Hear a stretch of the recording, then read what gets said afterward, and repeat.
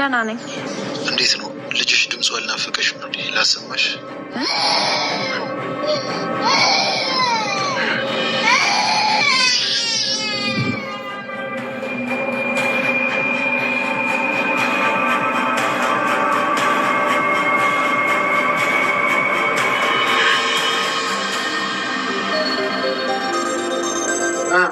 ለምንድን ነው የጠራሽ? ዝም ብላ ነው። እኔ ከተጣጣ እንድትገላገላት ብላ ነው። በቃ ለምንድን ነው የምትጠራው? ያው የሴት ነገር ታውቀው የለም። አንዳንድ ነገር ዝም ብላ ሴትዮ አንቺን የጠየቀሽ የለም። መልሽልኝ። ምንድን ነው የጠራውክ? ከሰው ልሰት ቃላን አይደለም እና ስለ ልጁ ልነግረህ ነው። ያኔ ትመኝኝ። እየቀለድኩ አይደለም። የምቀልሽ ነው የሚሆነው። አንቺ ነገር ትንፍሽ እገልሻለሁ። ሩት በይ ተናገሪ። ልጅ ያለበት ማውቀር ሊፈለግከው ለእኔ ምን ታደርግልኛል? ያኔት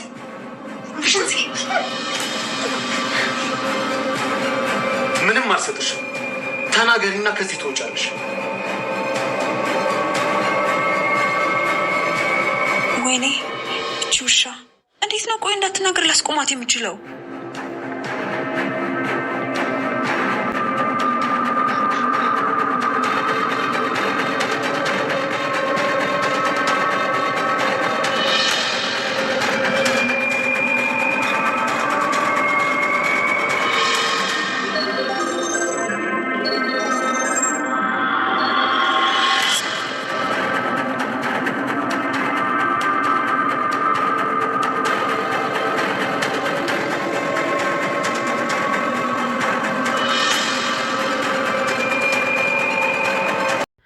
ኤፍራታ ከስንት ጊዜ በኋላ ትክክለኛ የልጇን ድምፅ ሰምታለች ማለት ነው። እናም ደንግጣለች። እንግዲህ ኬት እንደተደወለላት አታውቅም። ነገር ግን ደህንነቷን ከጠየቋት በኋላ የልጅሽ ድምፅስ አልናፈቀሽም ወይ ብሎ የልጇን ድምፅ በትክክል አሰምተዋታል ማለት ነው። በጣም ደንግጣለችም። እናም ለናታንም ደውለውለት ልጅህ አልናፈቀህም እንዴ? የልጅህን መስማት ትፈልጋል ድምፅ መስማት ትፈልጋለህ እንዴ? እንደዛ ከሆነ ደግሞ እኔ አድራሻ ልክልካለው። እኔ በምልክልህ አድራሻ መተ ልጅህንም ማየት ከቻልክ ችግር የለውም። ነገር ግን እኔ እናንተ የምንነጋገረው ነገር አለ። እኔን ማግኘት ከፈለክ አድራሻዬን እልክልሃለሁ ብሎ ከደወለለት በኋላ እሱ ለምንድን ነው በሰው ህይወት በዚህ ልክ የምትጫወቱት? እንዴት ነው በልጄ እንደዚህ በዚህ ልክ የምትጫወቱት? ልጄ ሞቶ ማረፍ አይችልም እንዴ? ከህይወታችን ውጡ። ምንድን ነው ከኛ የምትፈልጉ የሚለውን ነበረ ሲነግረው የነበረው። ታዲያ ናታን በጣም ተበሳጭቷል። አሁን ላይ ማን ነው ይህንን ነገር ሊያደርግ የሚችለው የሚለው ጥያቄ ቢሆንበትም ነገር ግን ከዚህ በፊት በወረቀቱ ላይ ተሰፍሮ የነበረውን ቁጥር ልጃችሁን የምታገኙበት መንገድ ነው፣ በዚህ አድራሻ ደውሉልን የሚል መልእክት ደርሷት ነበር ኤፍራታን። ነገር ግን ያንን ወረቀት ደግሞ የቃል እህት ይዛ ሄዳለች ማለት ነው። እንኳንም ይዛ ሄደች። እኔም አልፈልገውም ነበረ። ለምንድን ነው ልጄ ሞቶ የማያርፈው? ለምንድን ነው የማይተውኝ? እያለች ነው። ነገር ግን ከዚህ በፊት ቃል ለእሷ ያላት ነገር አለ። ልጅሽን ማግኘት ከፈለግሽ እኔን አንድ ቀን ከኔ ጋር አድረሽ ልታስደስችኝ ይገባል ብሏት ያንንም ነገር እንድታደርግ አስገድዷትም አድርጋለች። ህልም ካልሆነ በቀር ማለት ነው። እንግዲህ ኤፍራታ አሁን ላይ ትክክለኛ የልጇን ድምፅ ሰምታለች። ከሰማችን በኋላ ምን አይነት ውሳኔ እንደምትወስን አይታወቅም። ነገር ግን የሚቀጥለው ክፍል ላይ የምናየው ይሆናል። ሌላኛውና ዋነኛው ነገር ዳግም በአሁን ሰዓት ላይ እንግዲህ በርበሬ ካልታጠነ በቀር ሌብነቱንና ቀጣፊነቱን መተው አይችልም ማለት ነው።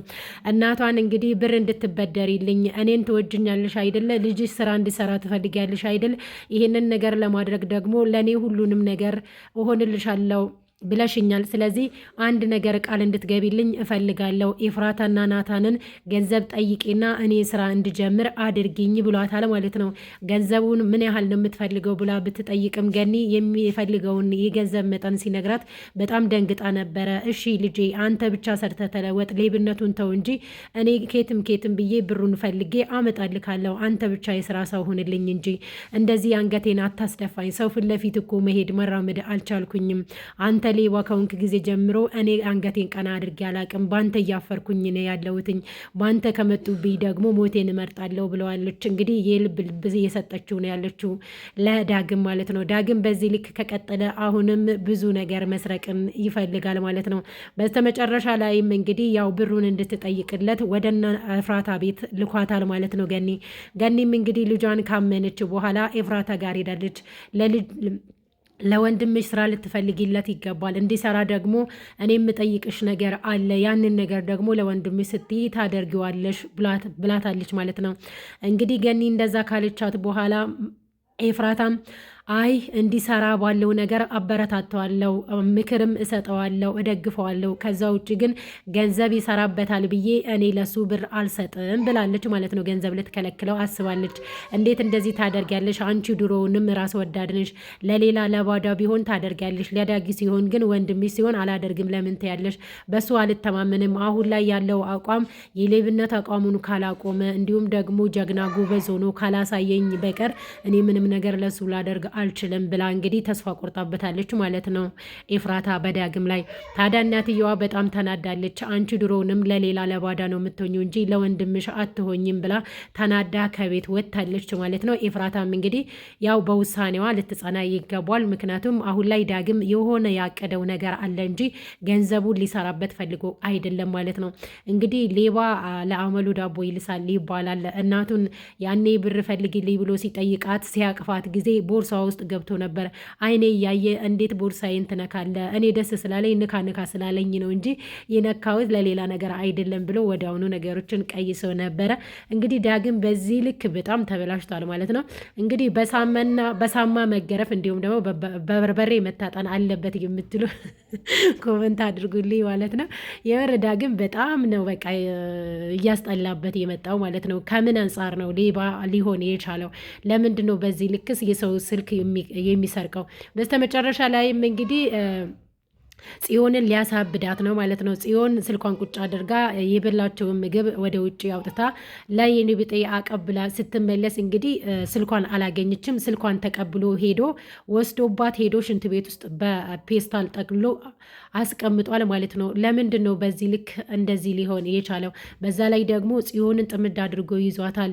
በዛ ላይ እናቴን እኮ ከፍ ዝቅ አድርገ ስትናገሪ ነበረ እያላት ነበረ። እሷን መድኃኒት ካጠጣ ጊዜ ጀምሮ ነው እንግዲህ ዳግም በጣም የተበላሸው ጸባዩ ለነገሩም የተቀያየረው ማለት ነው። በዛ ላይ ደግሞ ያው ለሉሊት በደንብ ነበረ የሚታዘዘው። ምን አድርገሃት ነው? የሆነ ነገር ይዛብህ ነው በዚህ ልክ እያስፈራራችክ እያዘዘችክ፣ እኔ ለእናቴ እንኳን ሳትታዘዝ ለሉሊት እንደዚህ የምትታዘዘው ምን ብትይዝብህ ነው ብላ እንግዲህ ገኒም ጠይቋለች።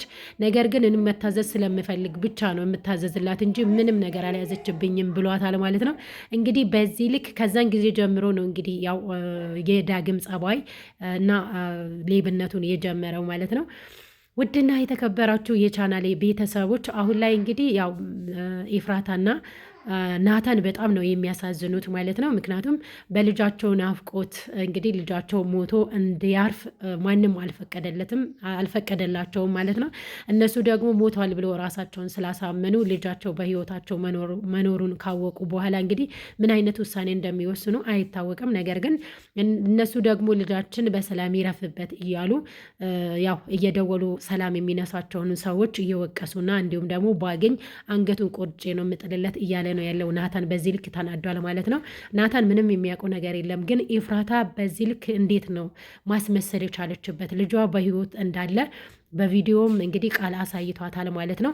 ይህንን ነገር ግን በህይወት እንዳለ እየተጠራጠረችን ቢሆን አምና ተቀብላ ነው እንግዲህ ቃል ጋር ሄዳ ቃል ያላትን ነገር ያደረገችው ማለት ነው። ከቃል ጋር የማደር አድራም እንደነበረ አይተናል። ነገር ግን ልጇን አልሰጣትም፣ ሰርፕራይዝ አደርጋታለሁ ያላት ነው ቃል ለእህቱ ማለት ነው እንዳወራ እንደሆነ አይተናል ማለት ነው። ምክንያቱም ቃል የኤፍራታን ልደትን ነው የምጠብቀው፣ በልደቷ ቀን ልጇን ሰርፕራይዝ አደርጋታለሁኝ እያለ ነው።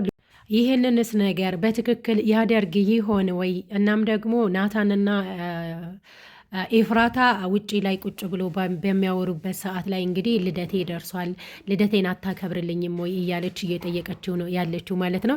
እንግዲህ አሁን ላይ ኤፍራታ ሁሉንም ነገር ታውቃለች። እንዴትስ በዚህ ልክ አስችሏት ዝም ልትል ቻለች ማለት ነው። እንግዲህ ያው ቃል አስገብቷት እንደነበረ አይተናል። ያንን ቃሏንም ፈጽማለች። ነገር ግን ልጇ አላገኘችም። በአጋጣሚ ሆኖ ልጇ እንግዲህ ያው ልጁ ታግቶ ጠፍቶበት ስለነበረ በአሁን ሰዓት ላይ ሁሉንም ነገር ሊያሳካው አልቻለም። ነገር ግን አሁንም እህቱን ከታገተችበት እንዳስወጣ ደግሞ የኤፍራታንም ልጅ አግኝቶ ለኤፍራታ ሰርፕራይዝ ማድረግ ይፈልጋል። ይህ ነገር ሲሳካላት ይሆን ወይንስ አሁን ላይ እንግዲህ ከሱ ቀድሞ ልጁ ሌላ ሰው እጅ ደርሷል ማለት ነው። ማ ጋር ነው ያለው ብላችሁ አሰባችሁ? ቢኒያም ጋር ነው ምናልባት ያለው ወይስ ሌላ ሰው ጋር ነው ያለው ማለት ነው። እንግዲህ ያው በቅርቡ ኤፍራታ ልጇን የምታገኝበት ይሆናል ብዬ አስባለሁኝ። ናታን ያው አላመነም፣ ልጁ በህይወት መኖሩን አያውቅም። ነገር ግን ኤፍራታ ታውቃለች ማለት ነው። በዚህ ልክ ግን እንዴት አስቻላት ነው ጥያቄ ማለት ነው። ውድና የተከበራችሁ የቻናሌ ቤተሰቦች ለዛሬ ያዘጋጀውላችሁ ቪዲዮ ይህንን ይመስላል። በሌላ በቀጣይ ቪዲዮ እስክንገናኝ ድረስ ቸር ሰንብቱ። ሉሊት ግን ልጁ እንዲገኝ አትፈልግም። ቃል ፊት ለፊት እንኳን ቆማ ልጅቷን እየዛተችባት ነው ያለችው ማለት ነው። እኔ ልጁ ያለበት ቦታ እጠቁምካለሁ፣ እነግርካለሁ፣ ለእኔ በተቃራኒው ምንድን ነው የምታደርግልኝ እያለች ነው። እናም ደግሞ አባቷ እርዳታ እንደሚፈልግ እሷ ብቻ እንዳለው እና አባትየዋ ደግሞ የእሷን እርዳታ ሁልጊዜ ምግብም ሆነ አንዳንድ ነገሮች እሷ እንደምታደርግለት ነበረ ሲቆጫት የነበረው ማለት ነው። ምክንያቱም ገና እዚህ ነገር ውስጥ ከመግባቷ በፊት ነበረ ስለ አባቷ ማሰብ የነበረባት ማለት ነው። እንግዲህ የቃልን እህት ለምን በዚህ ልክ እንደምትቀናባት አላውቅም። ነገር ግን የቃል እህት በጣም መልካም ሴትና ለሰው ልጅ ማሰብ የምትችል መራራት የምትችል አይነት ልጅ ናት። እንደ ቃል አይደለችም። ቃል ደግሞ በሚያደርጋቸው እያንዳንዱ ነገር መልሶ እንዲክሱት ይፈልጋል። ምክንያቱም በተቃራኒው ሌላ ነገር ይፈልጋል። ለዛም ነው ለኤፍራታ እንዲሁ ልጁን የእሷን ልጅ ሊሰጣት ያልቻለው ማለት ነው። ስለሚወዳት ስለሚያፈቅራት። ግን ባለትዳርን በዚህ ልክ አፍቅሮ እሷን ትዳሯን ለማሳጣት ይሄን ሁሉ መንገድ መሄድ የለበትም ነበረ። ቃል በጣም ተሳስቷል። ቃል ደግሞ የእጁን የሚያገኝበት ጊዜ ይመጣል ብዬ አስባለሁ። ምክንያቱም በፈተናዎች መሀል ያለፉት ባለትዳሮችን በዚህ ልክ ደግሞ ሊያራርቅ ኤፍራታን እንግዲህ አርክሷታል።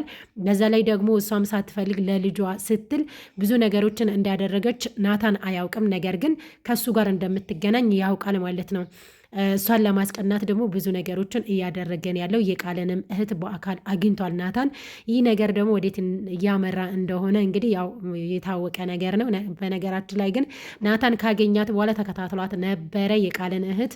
ነገር ግን ተሰውራበታለች የሆነ ቦታ ላይ ማለት ነው። ይህ አባቷን ሄደችው እያለ እየተበሳጨ ነበረ።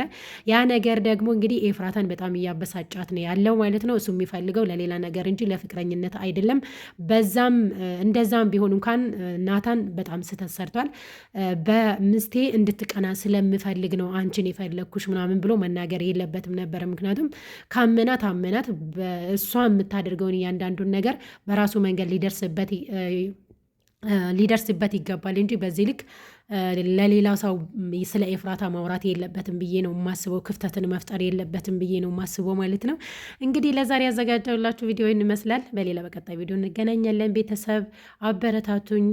ቤቴ ደግሞ አዲስ ከሆናችሁ ሰብስክራይብ ማድረጋችሁን እንዳትረሱ። ቸር ያቆየን።